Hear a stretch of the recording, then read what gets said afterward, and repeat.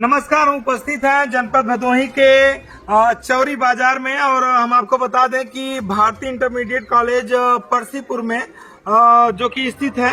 अभी 4 साल नहीं हुए हैं, लेकिन 4 साल में जिस तरह से यहाँ की चाहे अध्ययन अध्यापन की जो व्यवस्था हो, और आपको बड़ी बात बता दें कि जो बच्चे यहाँ से टॉप करते हैं उनके लिए आगे की पढ़ाई का पूरा जो खर्च होता है उसको भी आपके द्वारा वहन किया जाता है। और बहुत सारी चीजें, अनुशासन की बात की जाए कॉलेज में, या कॉलेज में स्वच्छता की बात की जाए, देख सकते हैं आप बच्चे कितने संलीनता के साथ एकाग्र होकर अपना पढ़ाई कर रहे हैं। तो पूरी तरह से जो एक कॉलेज की एक व्यवस्था होनी चाहिए, और जिसे बोलते हैं कि हाँ वो परिसर होना चाहिए, और वो तमाम चीजें यहाँ पे मुहैया करवाने में प्रमुख योगदान रहा डॉक्टर अजय कुमार पांडे जी का, जिन्होंने इस विद्यालय को अपना विद्यालय समझकर, मैं आपको बता दूं कि इनका एक और भी विद्यालय है, पीस कॉटेज पब्लिक स्कूल, जो कि सूर्यावा में आप उसके डायरेक्टर हैं, आपकी पत्नी माया पांडे जी। लेकिन इस स्कूल को भी उन्होंने अपना विद्यालय समझकर इसको जिस तरह से सींचने का काम कर रहे हैं, विगत 4 वर्षों से लगातार इस विद्यालय में अध्ययन अध्यापन की व्यवस्था को ऊंचाइयों तक पहुंचाने में जिन्होंने काम किया है, डॉक्टर अजय पांडे जी। जी सर, स्वागत है चैनल में। धन्यवाद। जैसा कि सर, जो हाई स्कूल में 2 बच्चियों ने आपके विद्यालय का नाम रोशन किया है, पूरे जनपद में नहीं बल्कि पूरे प्रदेश, उत्तर प्रदेश में 8वें नंबर की एक लड़की आई, एक जिले में स्थान प्राप्त की टॉपर्स में, तो उनके लिए सर क्या कहेंगे? देखिए, दोनों बच्चियों के अग्रिम उज्जवल भविष्य की हम सब कामना करते हैं। और साधना और रीझा दोनों भी क्लास 9th तक एक समान कंपटीटर थी जी। और कभी 1 नंबर से किसी विषय में रोज टेस्ट में आगे हो जाती थी, कभी दूसरे में रीझा यादव हो जाती, किसी में साधना आगे हो जाती थी।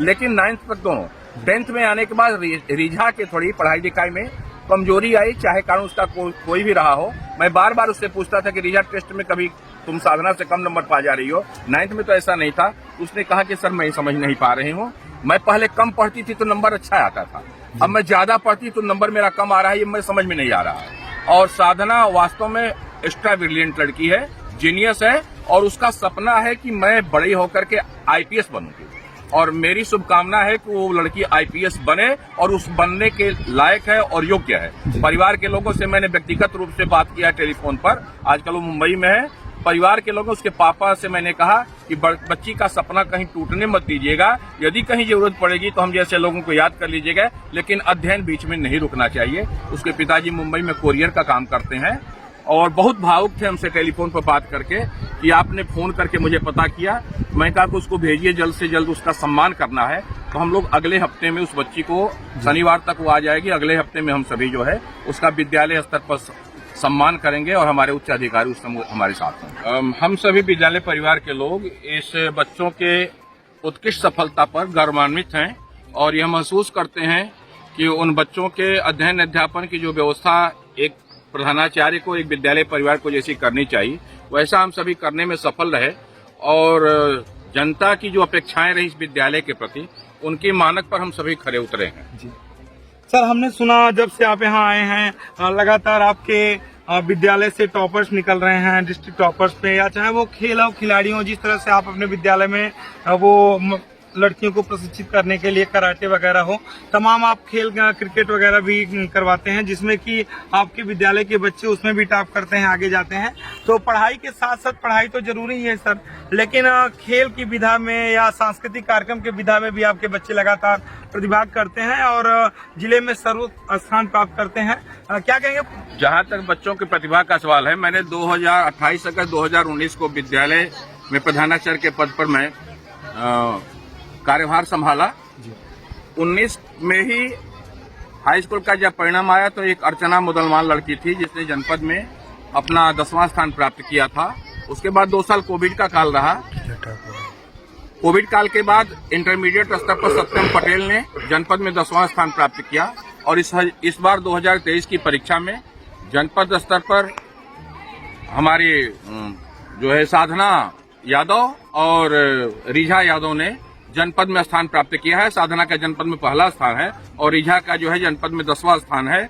साधना का प्रदेश में 8वां स्थान है। और जहां तक विद्यालय की व्यवस्था को, करिकुलम को तैयार करने के लिए स्पोर्ट्स के क्षेत्र में एक्स्ट्रा एक्टिविटीज के रूप में, क्विज के रूप में, या बच्चों को विभिन्न विधाओं में आगे ले जाने की बात है, उसके लिए मेरी टीम वर्क है।